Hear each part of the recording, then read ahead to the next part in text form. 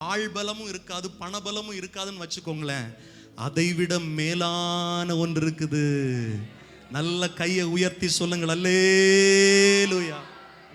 நல்லா கவனிக்கணும். பிரச்சனைகளில் இருக்கிறவர்கள் இடத்தில் அவங்க என்ன வேணும் நம்மகிட்ட எதிர்பார்க்கலாம். ஆனா அந்த பிரச்சனைக்குரிய தீர்வு நமக்கு உள்ள இருக்கு. அதை நீங்க நல்லா விளங்கி கொள்ளணும். 5-10 கொடுத்தா அன்னைக்குள்ள தேவை முடியும், அவ்வளவுதான். ஆனா நிரந்தரமாய் தீர்வு கொடுக்கிற ஒன்று ரட்சிக்கப்பட்ட அபிஷேகம் பண்ணப்பட்ட தேவ பிள்ளைகளுக்குள் இருக்கிறது என்பதை மறந்து போகக்கூடாது. அல்லேலூயா.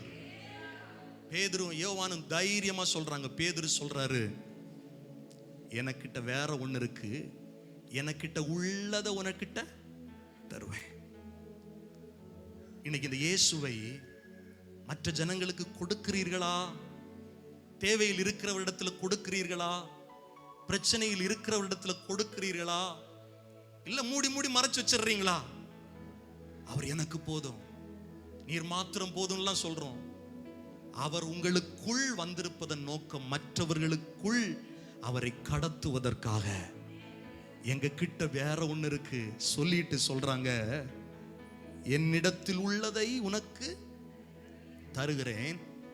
கர்த்தருடைய நாமத்தை உச்சரிக்கிற விதத்தை நீ ஆழமா தியானிக்கணும். என்ன சொல்லி இயேசுவை மகிமைப்படுத்தி அந்த அற்புதத்தை நிகழ்த்துறாங்கன்னா, நசரேனாகிய இயேசு கிறிஸ்துவின் நாமத்தினாலே நீ எழுந்து நட என்று சொல்லி வலது கையினால் அவனை பிடித்து தூக்கிவிட்டான்.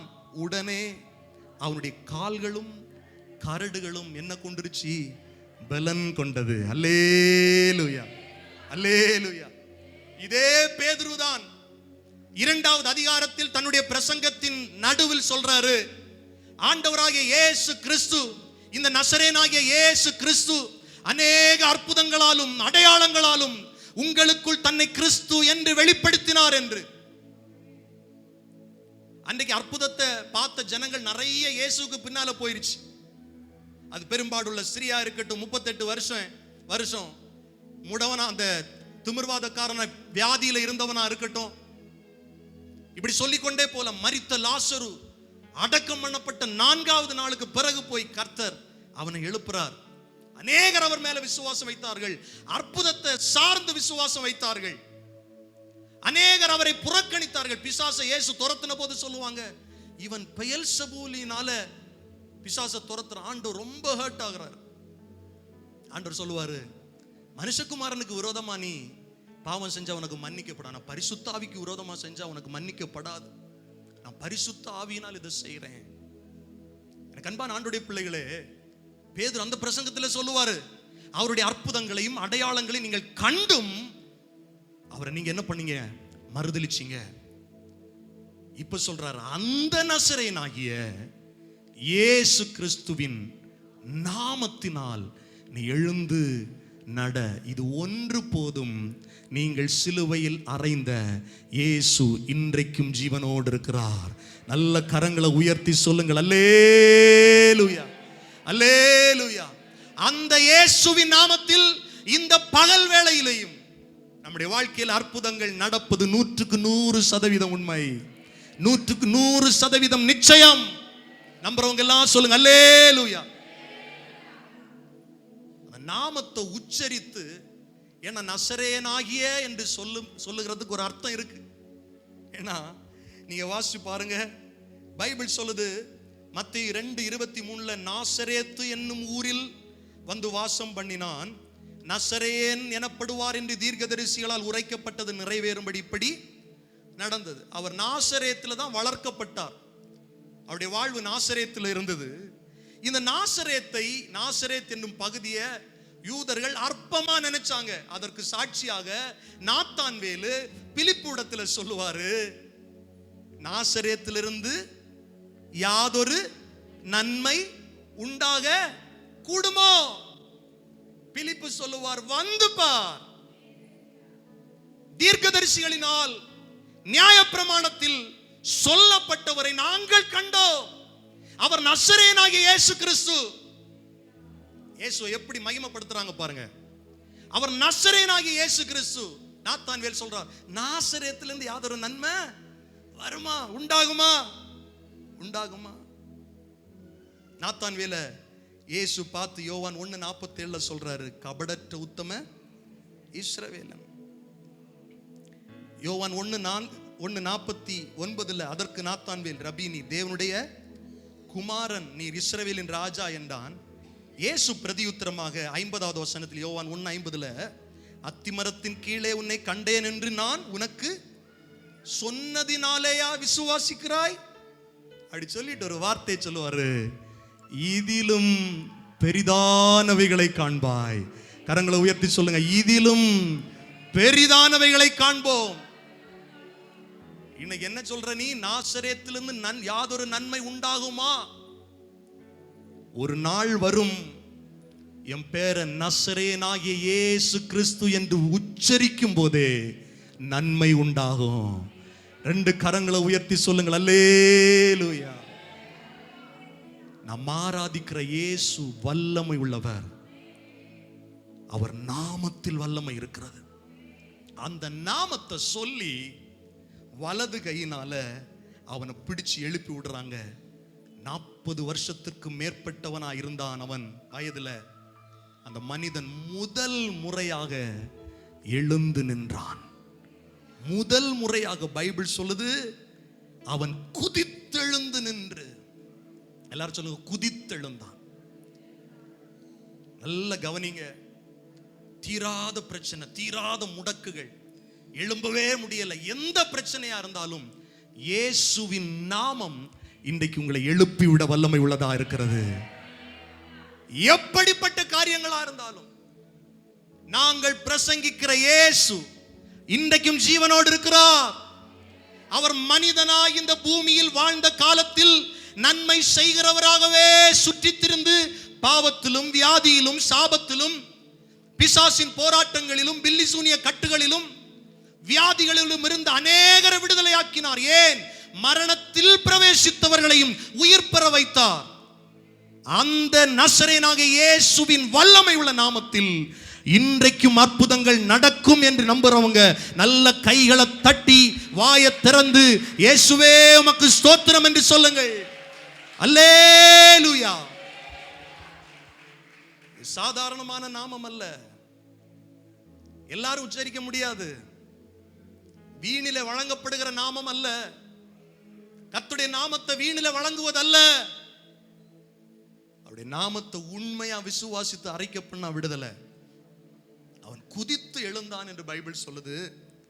குதித்தெழுந்து நின்று நடந்தான். திரும்பவும் சொல்லுது, நடந்து குதித்த. நான் நினைக்கிறேன் அவன் செக் பண்ணி பார்த்திருப்பான் போல.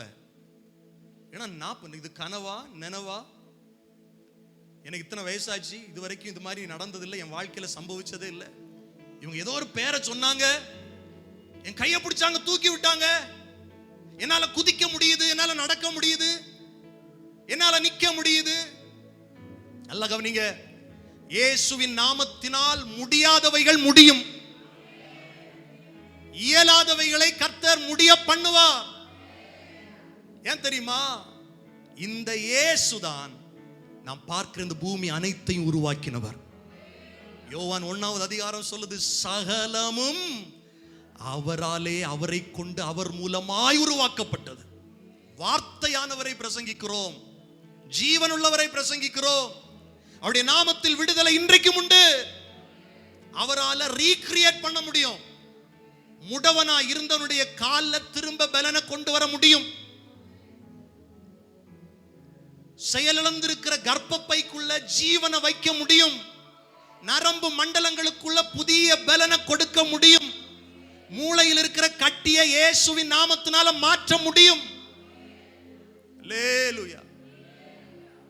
அவரால் செய்ய முடியாத அதிசயமான காரியம் ஒன்று உண்டோ என்று வேதம் சொல்லுகிறார். இன்னைக்கு நமக்கு கர்த்தர் கொடுத்திருக்கிற மிகப்பெரிய தைரியம் என்னன்னா, இந்த இயேசுவின் நாமத்தை உச்சரிக்கிற பாக்கியம். அல்லேலூயா, ஹல்லேலூயா. எழுந்து நடந்து குதித்து பைபிள் சொல்லுது, அவன் தேவ ஆலயத்திற்குள் ஆலயத்திற்குள் அவர்களோடு பிரவேசித்தான். ஐயா ஐயா, இந்த பிள்ளை பிறந்து 40 வருஷத்துக்கு மேல ஆயிடுச்சு ஐயா. ஒரு நாள் கூட தேவாலயத்துக்குள்ள வர முடியல. ஆனா முதல் முறையா இயேசுவின் நாமத்தினால தேவ பிரசன்னத்துக்குள்ள வரான். நல்லா கவனிங்க. ரட்சிக்கப்பட்ட மனிதன் மாத்திரமே, இயேசுவின் நாமத்தின் மேல் விசுவாசம் உள்ளவர்கள் மாத்திரமே தேவ ஆலயத்திற்குள்ள வர முடியும். நீங்க என்ன தைரியத்தில் இங்க வந்திருக்கிறீங்கன்னா ஒரே ஒரு தைரியம் தான். இந்த இயேசுவின் நாமம் என்னை நடக்க வைத்தது. இந்த இயேசுவின் நாமம் இந்த தேவ ஆலயத்திற்குள்ள பிரவேசிக்க வைத்தது. உன்னதமான தேவனை மகிமைப்படுத்துகிற பாக்கியத்தை தந்திருக்கிறது. வேறு ஒன்றுமல்ல, வேறு ஒன்றுமல்ல. தேவ பிரசன்னத்தை இன்னைக்கு உணர்றோம் அப்படின்னா ஒண்ணே ஒண்ணுதான், இயேசுவின் நாமம். நம்ம ஜெபம் கேட்கப்படுதுன்னா ஒண்ணே ஒண்ணுதான், இயேசுவின் நாமம். அப்ளிகேஷன் போடுறது போல எனக்கு அது இல்லை இது இல்லை, அதை தாரும் இதை தாரும் எல்லாம் நம்ம சொல்லிட்டு கடைசியில் ஒரு நாமத்தை உச்சரிக்கிறோம் பாருங்க, அதுல தான் பலன். இவைகளை எல்லாம் இயேசுவின் நாமத்தில் கேட்கிறோம் எங்கள் ஜீவனுள்ள நல்ல பிதாவே. இயேசுவின் நாமத்தை உச்சரிக்கலைன்னா அந்த ஜெபம் செல்லுபடி ஆகாது, செல்லுபடி ஆகாது. நசரேனாகிய இயேசுவின் நாமம் அது இன்றைக்கு நமக்காய் செயல்படுகிறதா இருக்கிறது. இன்றைக்கும் நமக்காய் பரிந்து பேசுகிறதா இருக்கிறது. கீழே கிடக்கிற நம்மளை தூக்கி விடுகிற நாமம் இயேசுவின் நாமம். இந்த இடத்துல வந்திருக்கிற உங்க பிள்ளைகள், உங்க வாழ்க்கை, நீ எந்த காரியத்தில் விழுந்து கிடந்தாலும் பகல் வேளையில் இந்த நாமத்தின் மேல் விசுவாசம் உள்ளவர்களாய் நீங்கள் இருந்தால் உங்களை இன்றைக்கு கர்த்தர் தூக்கிவிட வல்லமை உள்ளவராயிருக்கிறார். அற்புதம் செய்கிறவராயிருக்கிறார், அதிசயம் செய்கிறவராயிருக்கிறார். பைபிள் சொல்லுகிறது அவருடைய நாமம் அதிசயமானவர். இந்த இயேசு என்கிற நாமத்திற்குள்ள சொல்லப்பட்டிருக்கிற நாமம் அதிசயமானவர், அதிசயமானவர். பிறவி முடவனுடைய வாழ்க்கையில் அதிசயம் நடந்து விட்டது, அற்புதம் நடந்து விட்டது. இவன் நீ பிச்சை கேட்க போறதில்ல, மற்றவங்க கையை தேட போறதில்ல. இப்ப இவனுக்கு வேலை என்னன்னா உள்ள வந்து கர்த்தரை துதிக்கிறது. பைபிள் அப்படிதான் சொல்லுது. தேவனை அவன் துதித்தான், குதித்தெழுந்து நடந்து தேவனை துதித்து கொண்டு. சும்மா கர்த்தரை துதிக்க முடியாதுல்ல.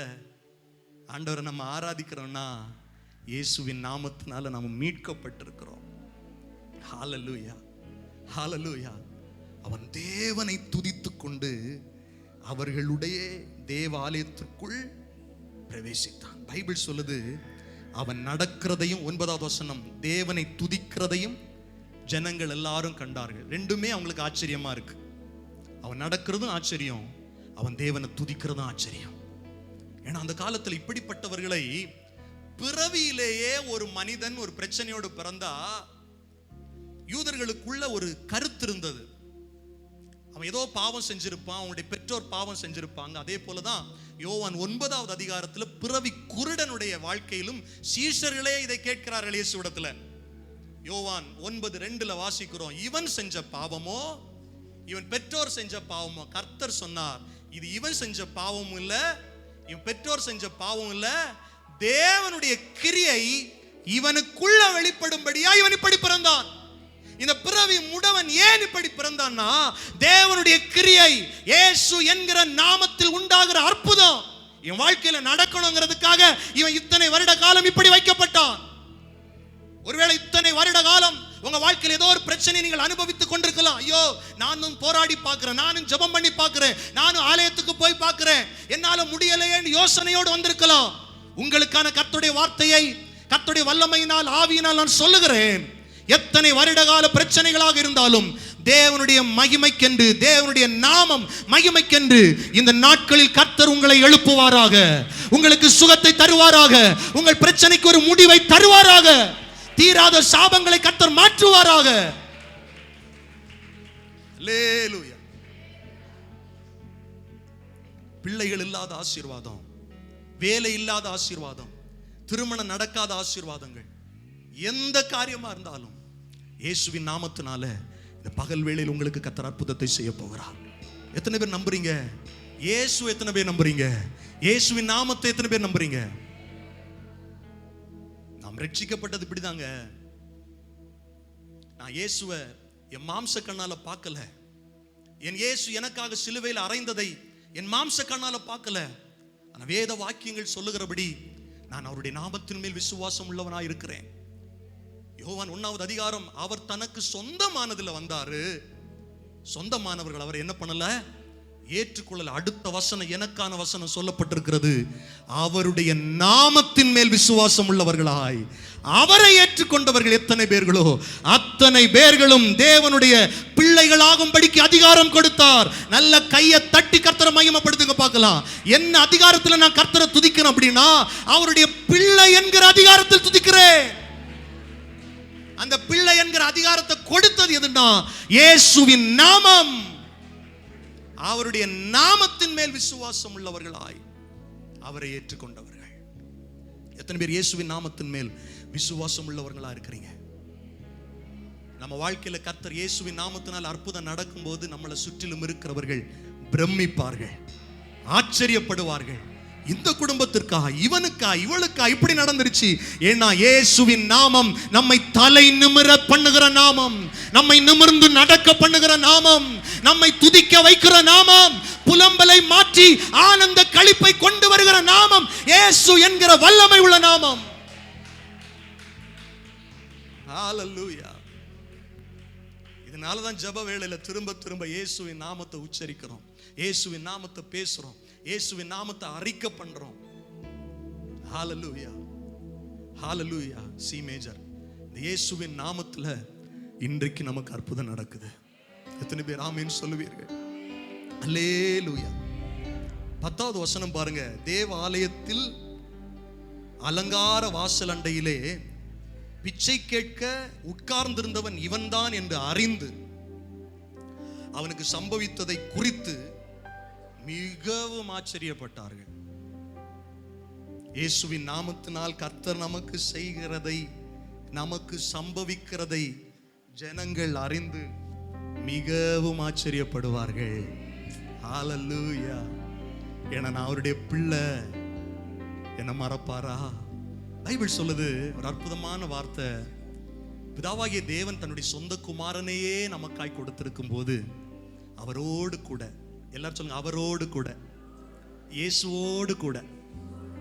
இயேசு இல்லாம நமக்கு ஒரு நன்மை வராது. இயேசுவோடு கூட மற்றெல்லாவற்றையும் அருளாதிருக்கிறது எப்படி? ஹalleluya. இயேசுவோடு கூட அந்த நாமத்தில் நமக்கு ஜெயம், நமக்கு ஜெயம். இந்த அற்புதத்தை மையமாக கொண்டு பேதுரு பிரசங்கம் பண்ண ஆரம்பிக்கிறார். நான் அதெல்லாம் இப்ப சொல்ல போறதில்ல. ஒவ்வொரு வசனங்களா எடுத்து போதித்தால் நேரம் போதாது. 2 வசனத்தை மட்டும் சொல்லி உங்களை நான் ஜெபத்தில் நடத்த விரும்புறேன். இவங்க எல்லாம் ஆச்சரியப்பட்டு பேதுருவையும் யோவானையும் கவனிக்கிறாங்க. இவங்க தான் ஏதோ செஞ்சுட்டாங்க.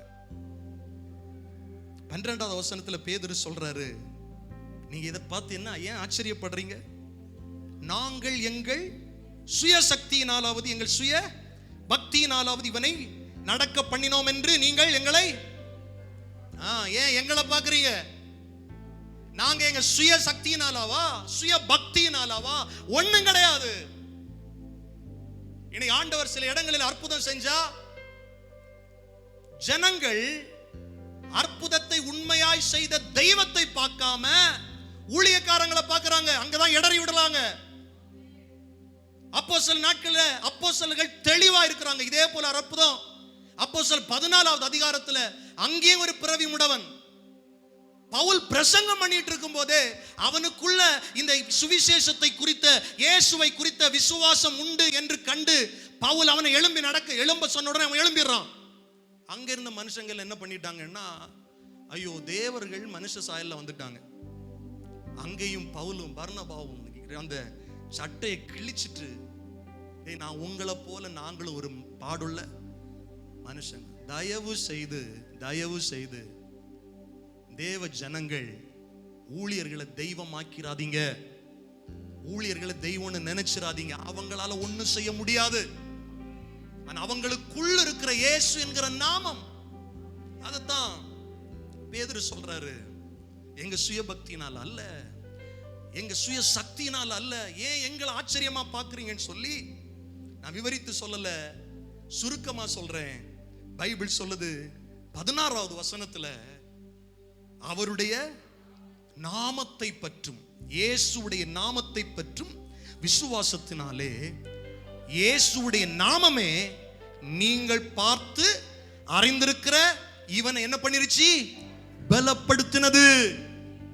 அன்பு தேவனுடைய பிள்ளைகளே, நாம் ஆராதிக்கிற இயேசுவின் நாமம் நம்மை பலப்படுத்துகிற நாமம், நம்மை திடப்படுத்துகிற நாமம். நீங்கள் அறிந்திருக்கிற இந்த பிறவி முடவனை பலப்படுத்தினது எங்க சுய சக்தி அல்ல, எங்க சுய பக்தி அல்ல.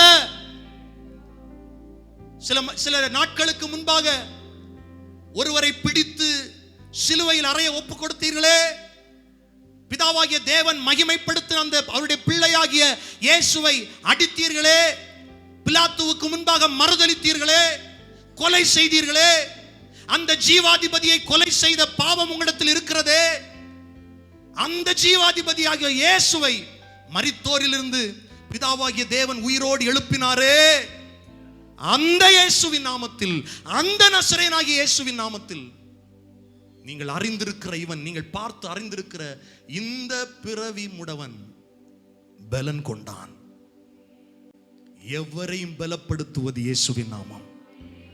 பலனுள்ளவனுக்காகிலும் பலனற்றவனுக்காகிலும் உதவி செய்கிறது இயேசுவுக்கு லேசான காரியம். கையை உயர்த்தி சொல்லுங்கள், அல்லேலூயா. இயேசுவின் நாமத்தை நாம சொல்லும் போது எப்படி சொல்லணும்னா, யார் தெரியுமா அந்த இயேசு? எனக்காய் அடிக்கப்பட்டவர், எனக்காய் இரத்தம் சிந்தினவர், எனக்காய் மரணத்தை ருசி பார்த்தவர், எனக்காய் அடக்கமும் பண்ணப்பட்டவர், வேத வாக்கியங்கள் சொல்லுகிறபடி எனக்காய் உயிர்த்தெழுந்தவர், சதா காலங்களிலும் உயிரோடு இருக்கிறவர், என்னை சேர்த்துக் கொள்ள மறுபடியும் வரப்போகிற இந்த இயேசுவின் நாமத்தில் நான் வாழுகிற காலத்தில் பலன் அடைவேன். நல்ல கையை தட்டி சொல்லுங்க, நான் பலன் அடைவேன். சோர்ந்து போகிறவருக்கு பலனை கொடுக்கிற நாமம், சத்துவம் இல்லாதவனுக்கு சத்துவத்தை பெருக பண்ணுகிற நாமம் இயேசு என்கிற வல்லமை உள்ள நாமம். இவனை பலப்படுத்தினது மாத்திரமல்ல, அவரால் உண்டாகிய விசுவாசமே உங்கள் எல்லாருக்கும் முன்பாக இந்த சர்வாங்க சுகத்தை இவனுக்கு கொடுத்தது. என்ன சுகம்? பரிபூரண சுகம். பிரதர், இயேசுவின் நாமத்தில் சுகம் சாதாரண சுகம் இல்ல, மாத்திரை எடுத்துக்கிட்டே இருக்கணும் அப்படி இல்ல. ஆண்டவர் சுகப்படுத்தினா பெரும்பாடுள்ள ஸ்திரீ திரும்ப வைத்தியர் இடத்துல போக வேண்டிய அவசியம் இல்லை. ஆண்டவர் சுகப்படுத்தினா திமிர்வாதக்காரன் திரும்ப நியூராலஜிஸ்ட பார்க்க வேண்டிய அவசியம் இல்லை. ஆண்டவர் பார்வையை கொடுத்த அந்த பிறவி குருடன் திரும்ப டாக்டரை பார்த்து கண் மருத்துவரை பார்க்க வேண்டிய அவசியம் இல்லை. சர்வாங்க சுகம். எத்தனை பேர் நம்புறீங்க? இயேசுவின் நாமத்தில் சர்வாங்க சுகம். பைபிள் சொல்லுது, கர்த்தருடைய நாமம் பலத்த துருகம், நீதிமான் அதற்குள் ஓடி சுகமாயிருப்பான். நம்ம வாழ்க்கை, நம்ம ஓட்டம் இயேசு என்கிற நாமத்துக்கு உள்ள இருக்கட்டும். அந்த நாமத்துக்குள்ள மறைஞ்சிருப்போம். அந்த நாமத்துக்குள்ள நம்ம ஓட்டம் இருந்துருச்சுன்னா சர்வாங்க சுகத்தை நாம பெற்றுக்கொள்ளுவோம். கரங்களை உயர்த்தி சொல்லுங்கள், அல்லேலூயா. எல்லாரும் அப்படி எழுந்து நிற்கலாமா? நான் உங்களுக்கு அஜபிக்க விரும்புறேன். இயேசுவின் நாமமே மேலான நாமமே, வல்லமையின் நாமமே, மகிமையின் நாமமே. இயேசுவின் நாமமே, இயேசுவின் நாமமே மேலான நாமமே, வல்லமையின் நாமமே, மகிமையின் நாமமே. எல்லாரும் நல்ல கையை தட்டி இயேசுவின் நாமத்தை மகிமைப்படுத்தலாமா? இயேசுவின் நாமமே மேலான நாமமே, வல்லமையின் நாமமே, மகிமையின் நாமமே. எல்லாரும் சத்தமாய், இயேசுவின் நாமமே மேலான நாமமே. பாடுவோமா? வல்லமையின் நாமமே, மகிமையின் நாமமே.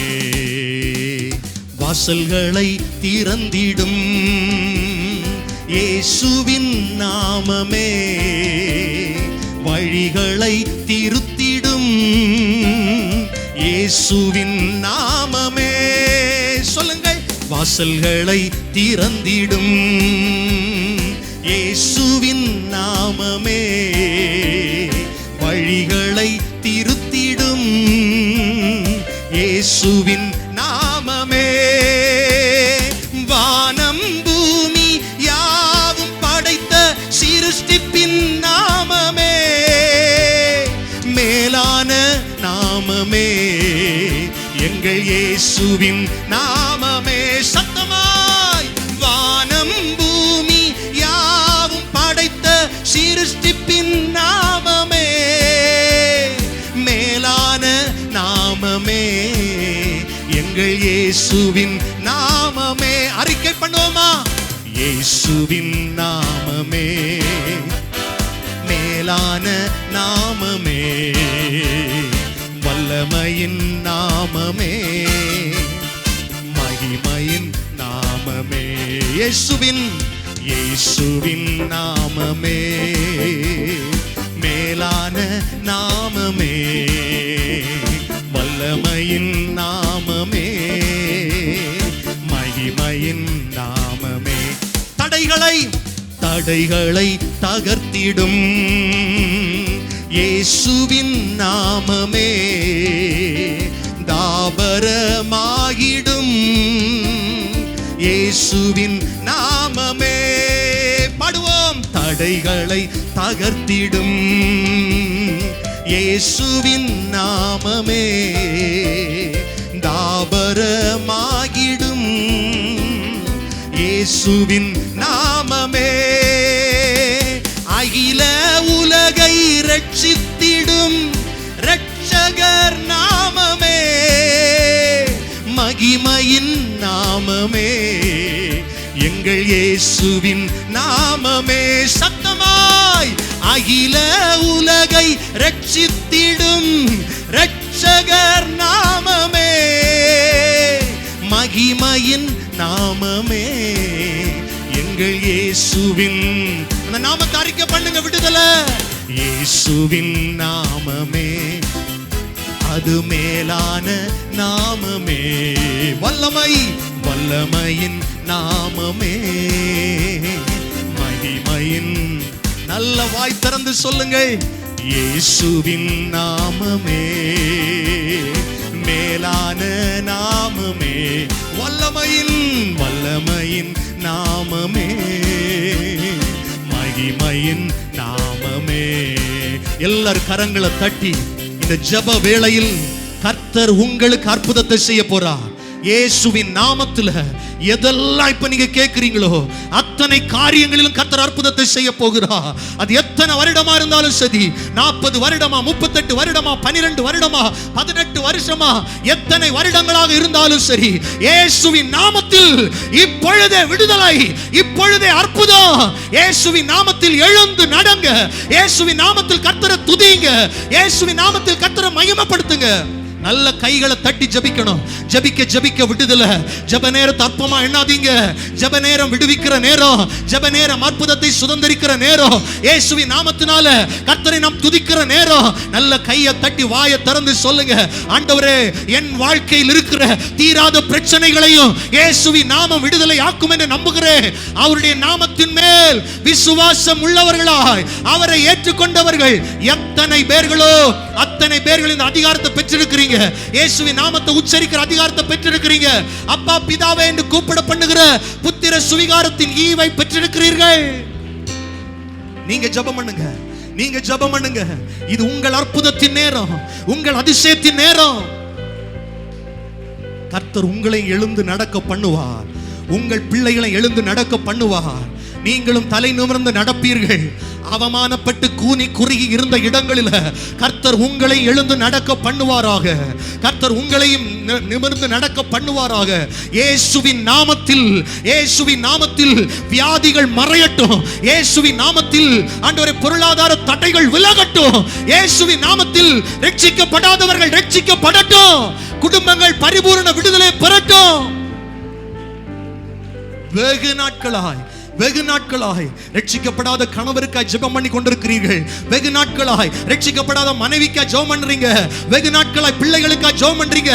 இந்த இயேசுவின் நாமம் உங்க கூடாரத்தை இன்னைக்கு விடுதலையாக்குகிறது. உங்க குடும்பத்தை ரட்சிக்கிறது. கர்த்தர் நமக்கு கொடுத்திருக்கிற வார்த்தை வாக்குத்தத்தம்.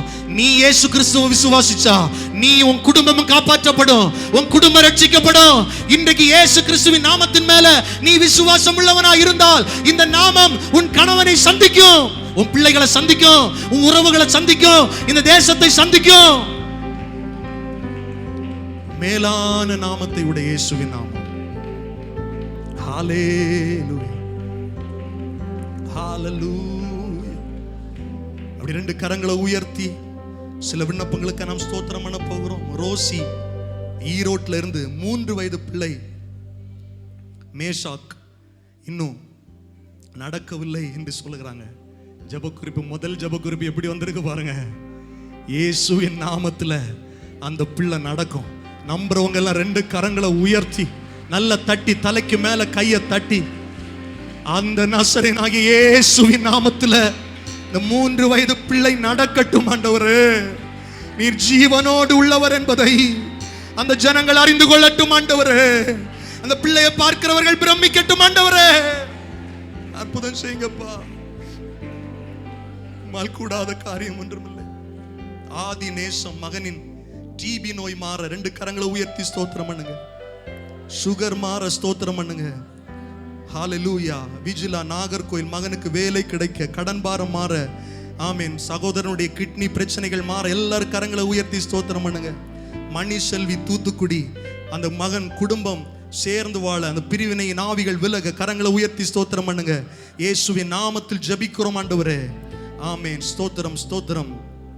அப்படியே திருச்சியிலிருந்து ஒருத்தங்க எழுதி இருக்கிறாங்க. மருமகன் செல்போனுக்கு அடிமைத்தனமா இருக்கிறாங்க. அந்த அடிமைத்தனத்திலிருந்து விடுதலை கொடுக்க இயேசுவின் நாமத்தில் நாங்கள் ஜெபிக்கிறோம் ஆண்டவரே. பானு சென்னை கடன் பிரச்சனை மாறி நல்ல வீடு கிடைக்க 2 கரங்களை உயர்த்தி கர்த்தரை ஸ்தோத்திரம் பண்ணுங்க. எல்லாரும் கரங்களை உயர்த்தி ஸ்தோத்திரம் பண்ணுங்க. நம்முடைய பிதாவாகிய தேவனை ஸ்தோத்திரம் பண்ணுவோம். குமாரனா இயேசுவை ஸ்தோத்திரம் பண்ணுவோம். இந்த ஆராதனை நமக்கு உதவி செய்த, ஆளுகை செய்த பரிசுத்த ஆவியாகிய தெய்வத்திற்கு எல்லா கரங்களை தட்டி கர்த்தருடைய நாமத்தை மகிமைப்படுத்துவோம். எங்கள் கண்மலை மீட்பெருமாகிய கர்த்தாவே, உம்முடைய சமூகத்தில் அமர்ந்திருக்கிற பாக்கியத்தை எங்களுக்கு தந்தீர் ஆண்டவரே. அநேக காரியங்களுக்கு நாங்கள் ஜெபித்தோம். எல்லா காரியங்களிலும் கர்த்தர் அற்புதத்தை செய்ததற்காக நன்றி சொல்லுகிறோம் ஆண்டவரே. வார்த்தைகளை கவனித்த ஒவ்வொருவரையும் ஆசீர்வதிங்க. உம்முடைய நாமத்தின் மேல் இன்னும் விசுவாசம் உள்ளவர்களாய் ஜெயம் பெற கிருபை கொடுங்க. அந்த தொலைக்காட்சிகள் மூலமாய், ஷம்மா மூலமாய், மகிமை டிவி மூலமாய், இன்னும் யூடியூப் மூலமாய் பார்த்து கவனித்த எல்லாரையும் கர்த்தர் ஆசீர்வதிங்கப்பா. எல்லா இடங்களிலும் உடைய நாமம் உயர்த்தப்படட்டும். அப்பிரயோஜனமான ஊழியக்காரர்கள் நாங்கள் வெறும் கடமையை மாத்திரம் செஞ்சிருக்கிறோம்ப்பா. உங்க நாம மாத்திரம் எங்கள் நடுவில் உயர்த்தப்படட்டும். தொடர்ந்து நீர் கிரியை செய்வீராக. எல்லா மகிமையும் கனத்தையும் உமக்கு தருகிறோம். இயேசு கிறிஸ்துவின் விலையேற பெற்ற நாமத்தில் இவைகளை எல்லாம் கேட்கிறோம் எங்கள் ஜீவனுள்ள நல்ல பிதாவே, ஆமென். நம்முடைய கர்த்தராகிய இயேசு கிறிஸ்துவின் கிருபையும் பிதாவாகிய தேவனுடைய அன்பும் பரிசுத்த ஆவியானுடைய ஐக்கியம், பாதுகாப்பு, சமாதானம் நம் ஒவ்வொருவரோடும் கூட கிறிஸ்துவின் வருகை பரியந்தம் நிறைவான ஆசீர்வாதம் தங்கி இருப்பதாக. ஆமென். எல்லாரும் சேர்ந்து சொல்லுவோம். என் ஆத்துமாவே கர்த்தரை ஸ்தோத்திரி, என் முழு உள்ளமே அவருடைய பரிசுத்த நாமத்தை ஸ்தோத்திரி.